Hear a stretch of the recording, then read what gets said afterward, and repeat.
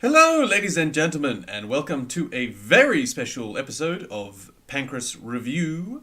Live 3, fight number 4, Paul Lazenby versus Ryushi Yanagisawa. And those who've been paying any attention will know that I have had a small interview with Paul Lazenby. So before we get into the fight, we will listen to Paul Lazenby about his training, his martial arts experience before this fight, and what he thought of Ryushi Yanagisawa.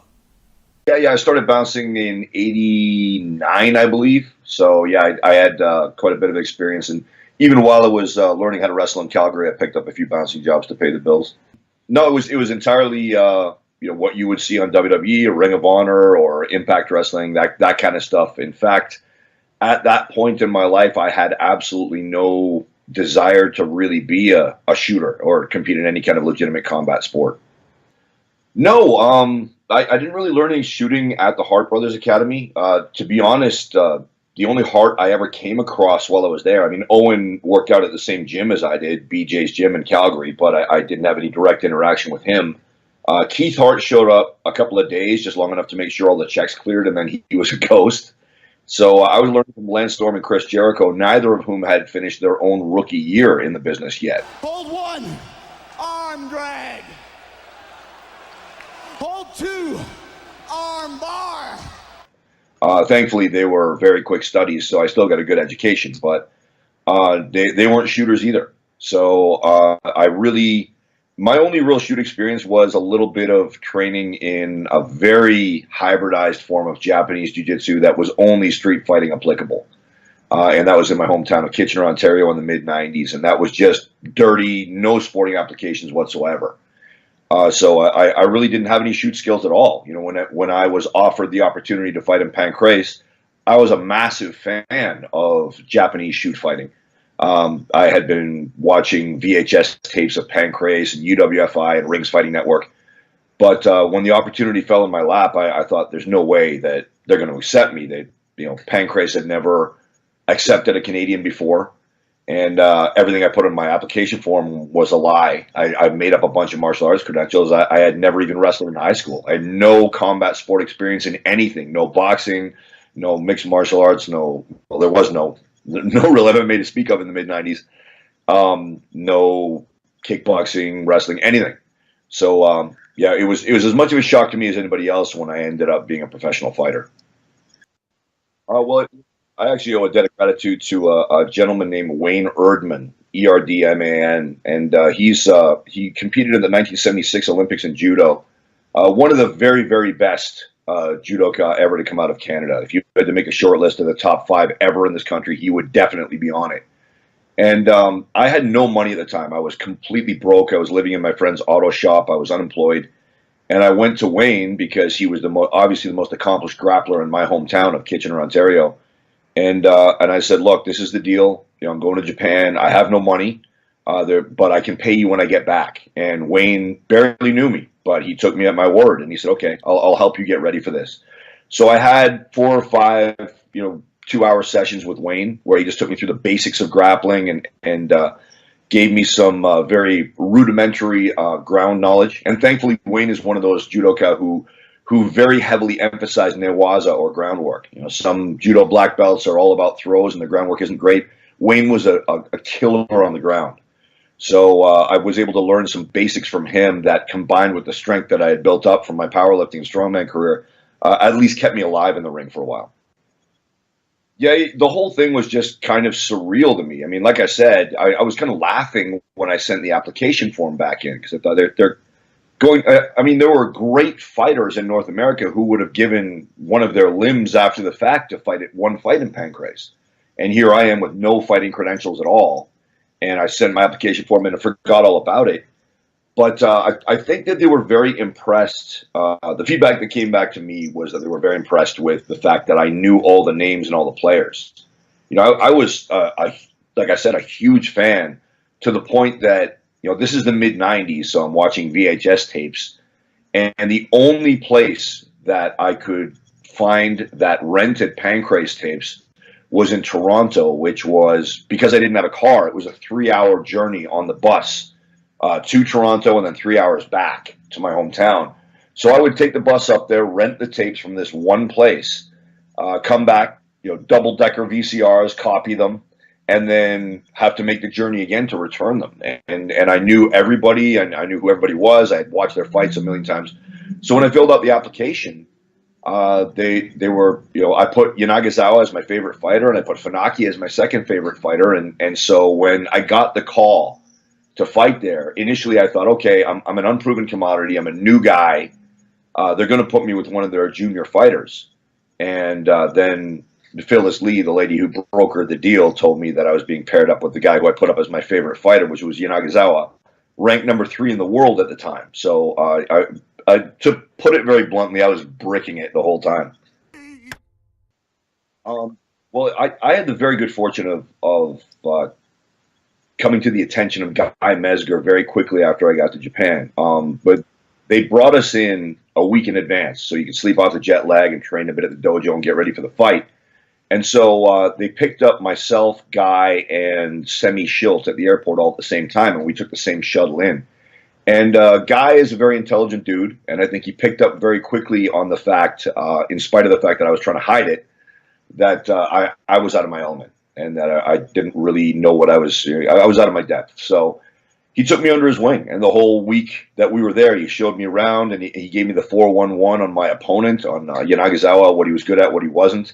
It ended up being a very good pairing for me because he was their biggest guy, so he didn't fight at a faster pace, and it matched the way I was fighting at the time because I was a competitive strongman and competitive powerlifter. So I was very much more into just very very little on technique, very big on brawling and raw power, and his style accommodated that. So I was told that you want to stay away from leg locks with this guy. And it's funny because I spent my whole fight career being terrified of leg locks, but if I had been a little bit less scared and less apt to panic when I was in them, looking back, and I've been told this by some of the guys I fought, is that I actually had good leg lock defense by virtue of the leg strength I built from powerlifting. And so, yeah, thankfully I didn't get hurt by, we call him Aji, Yanagisawa. Thankfully Aji didn't manage to hurt me with a leg lock at all. And I was also told that he's a very hard kicker, a very good Thai-style kicker. And I found that out very early in the fight, you don't want to stand back and let this guy kick you too many times. So those were the two things I was concerned about avoiding, and thankfully I didn't fall afoul of either one of them. Hello, ladies and gentlemen. I hope we all enjoyed hearing Paul's thoughts on his complete and utter lack of training before turning up for this fight. But should be interesting because it is Paul. There he is. Look at the young man with a glorious ponytail and a maple leaf tattoo on his chest. That man is a patriot. So Paul Lazenby taking on Ryushi Yanagisawa. Let's see how they go.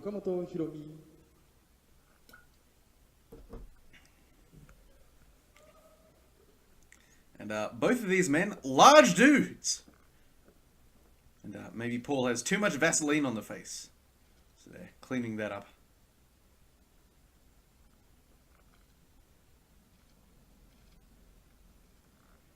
Ryushi looks completely nonplussed. He's just like, yeah, it's Saturday. Fighting another foreign dude. It's fine. Not even bothered. Apparently they really needed to check out Paul. Don't know what was going on there.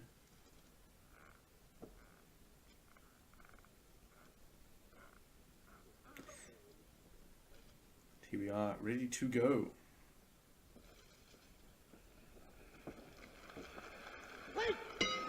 Right, time to go. And Paul charging out with some front kicks, eating a cuffing slap and a nice kick, landing a couple of slaps of his own into a clinch, and he's got a hold of what can only be described as a pro wrestling headlock. And I'll tell you what, this thing looks quite uncomfortable. He seems to be trying his best to detach Ryushi Yanagisawa's melon using only his arms. Yanagisawa, no, I didn't see that before. Nice little ankle pick there by Yanagisawa in order to pop Paul Lazenby down to the ground, although he's still in this headlock. And normally with a headlock you'll see the guy get suplexed or the other person pop out the back, but it appears that the powerlifting strength of Paul Lazenby has made this a lot more effective, although now he is on the bottom of side control.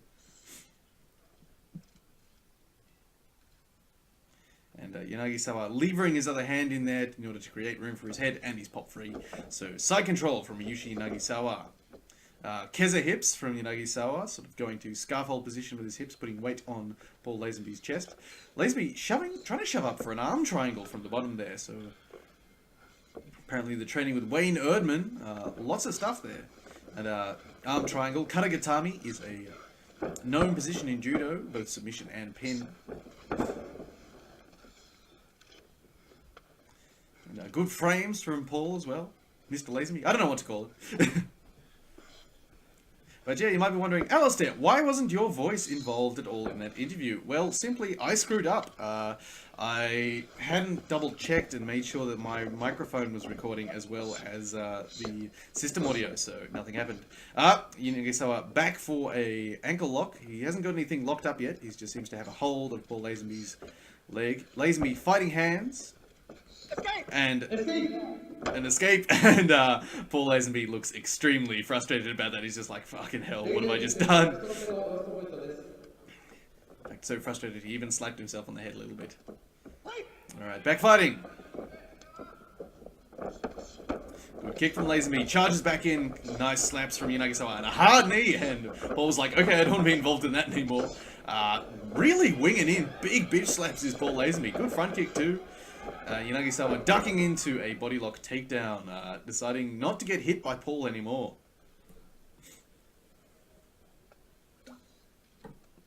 Ooh. Probably heard that, ladies and gentlemen. Sipping a beer here in Australia because, you know, we're all alcoholics. No, I've just had a hard day at work, and so well-deserved is beer.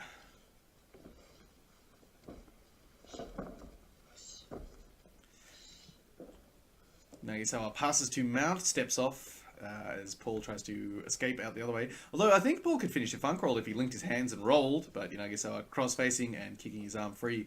Wise to that. Back to Keza. Might see that scarfold arm lock from Ryushi Yanagisawa that he likes. But Paul T-Rexing quite well. Oh, shin on neck ride. Uncomfortable. Good catch wrestling.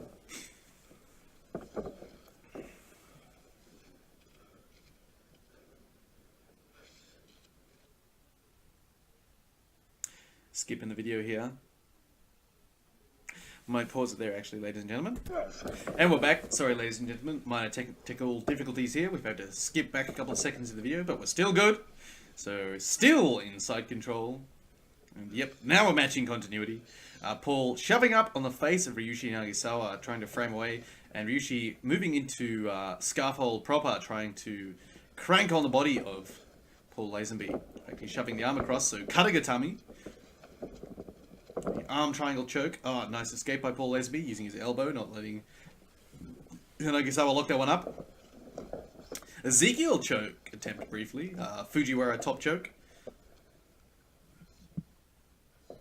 Oh, and now Yanagisawa has apparently learned something from fucking Jongwan Kim and tried to heel hook Paul against the inside of his own thigh and gave up mount position. Yanagisawa, what are you doing? Because those who remember last time Yanagisawa fought Jongwan Kim, Jong was going for this weird heel hook with that inside thigh, and Yanagisawa just toe-holded him. So apparently Yanagisawa thought, Jongwan Kim might be onto something here, even though I beat him easily from this position.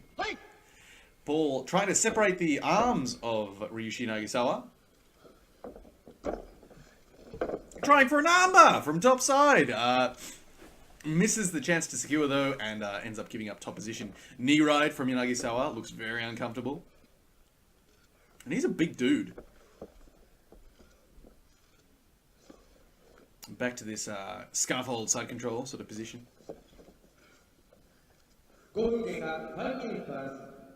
Not going to say a lot of Fujiwara guys, but it's a very Fujiwara position, that one. You look at Fujiwara's tapes and how he pro wrestles, he seems to go to that Kesugatami, that scarf hold spot a lot. Ooh, nice transition to mount there from knee ride. Tries to underhook escape at the back, but nicely timed dismount from Yanagisawa. Now Paul's got a cradle. Will he be able to bridge Yanagisawa over? Yanagisawa posting out with the other arm, preventing that. And he's popped his head free, so now Paul's just kind of stuck.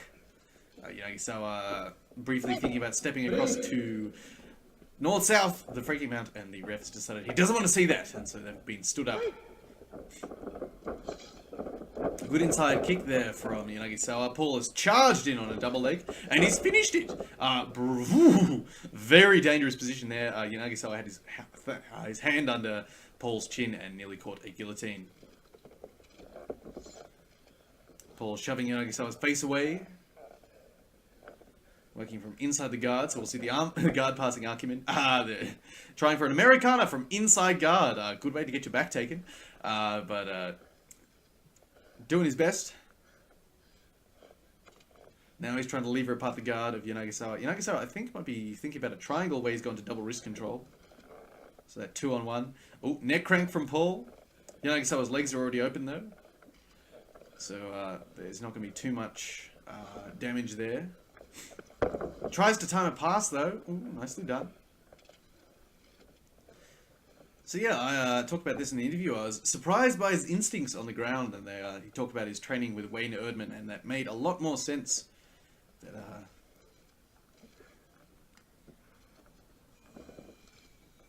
also, he watched a bunch of UWFI and Pancrase, so maybe the same thing that happened to me has happened to him, and a lot of it's rubbed off. Back take attempt from Yanagisawa. Paul keeping control. I think Yanagisawa's going to try for a triangle here, the way he's posting away on that bicep. Paul needs to swim his hand in to dislodge that arm. Fight! Referee calling for a fight. Ooh, and nicely done, Paul. Breaks the grip. Goes back to the neck crank, but he's not going to do anything really here because he doesn't have his elbows on the chest. Yanagisawa trying again for the triangle, I think, where he's scooting out the side and with wrist control. Yep, there we go. Kicks up for the triangle position. Oh, Paul's got his arm on the wrong side of the body. Yanagisawa straightening up. Oh, nice slip out as Yanagisawa tries to secure the triangle. Paul passes to side control. He's going to try that armbar again. I can see him with that figure 4 grip.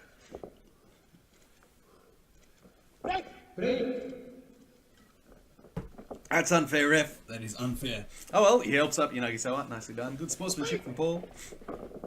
And that is a serious man. Look at that face. He is ready to fight. Ooh, high kick from Yanagisawa. Front kick from Paul. Ooh, good knee too. Another hard knee. And he's going to sprawl out on this takedown. Oh, he's got a guillotine actually. He's flopped back. And escape. That was an interesting guillotine. It was the Guy Mezger position. It was an arm-in guillotine with one leg sort of over the arm that's trapped, and it kills a lot of escape options. Call that Guy Mezger guillotine because that's how he beat Tito Ortiz that first time. He's falling in love with his kicks, Paul. Oh, nice timing too. He's thinking about that rope escape too. He's like, I cannot grab the ropes. You saw him think about it there for a second and then just get taken down. But yeah, nice timing there. Yanagisawa missed a low kick and Paul just charged straight in after it with 1-2, whereas a lot of fighters would hesitate there.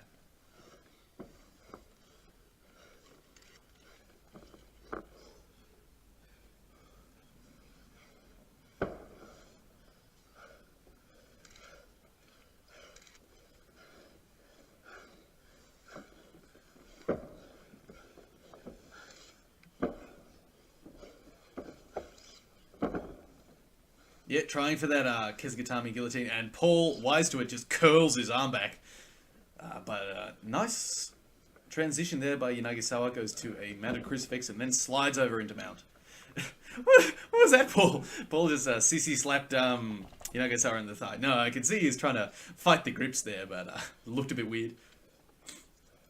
Underhook escape attempt, but Yanagisawa, wise to it again, flattens himself out. Back to Shidon neck ride. Absolute torture on the bottom for old Paul.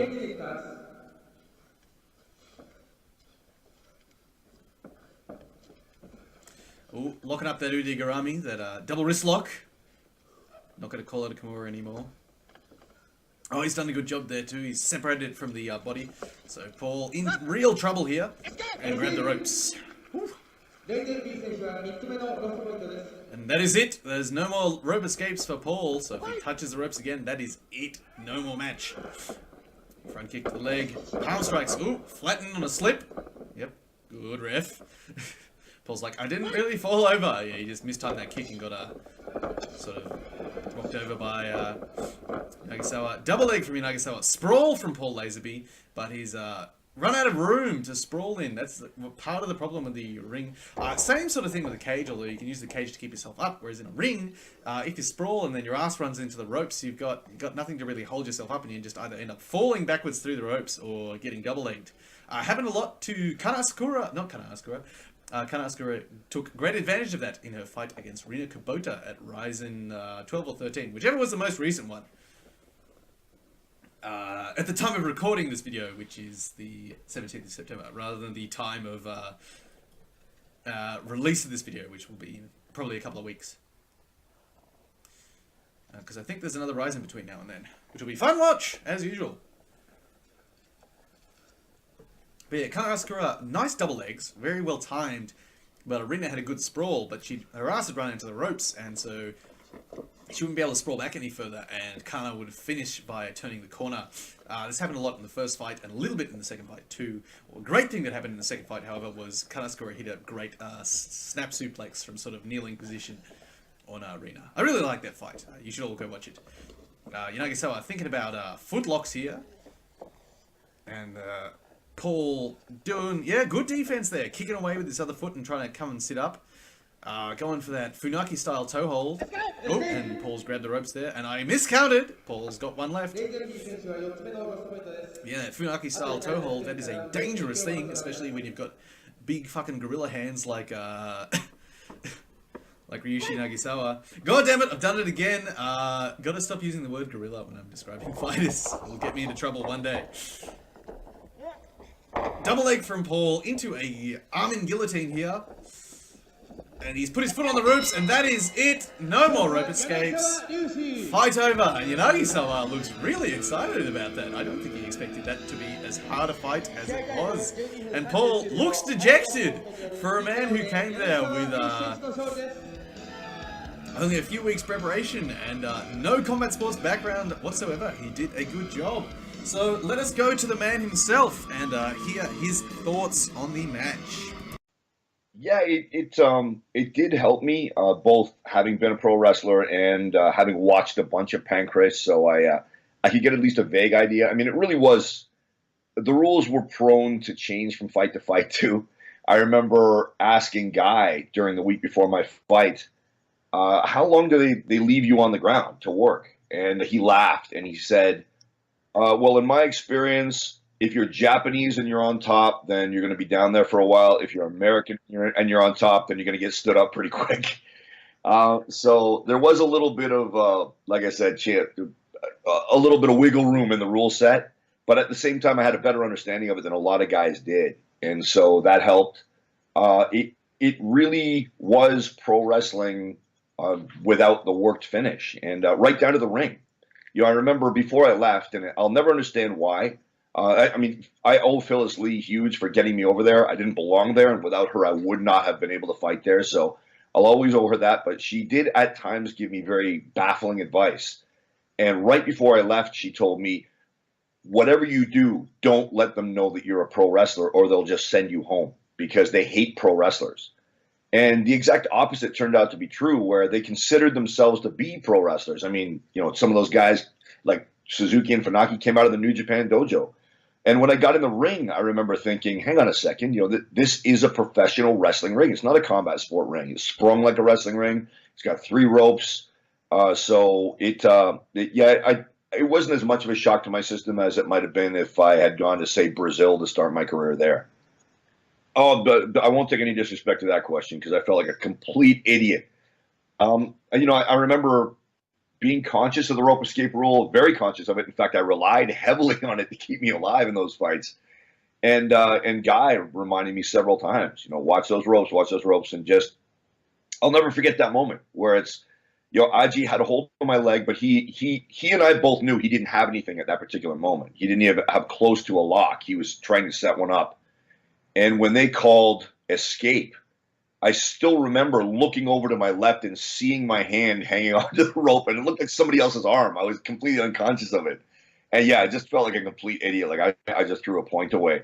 And you can even see if you watch that fight where I'm getting up and the referee is going, oh, he's trying to explain the rule to me. I'm like, yeah, I know. I was just being a moron at this moment.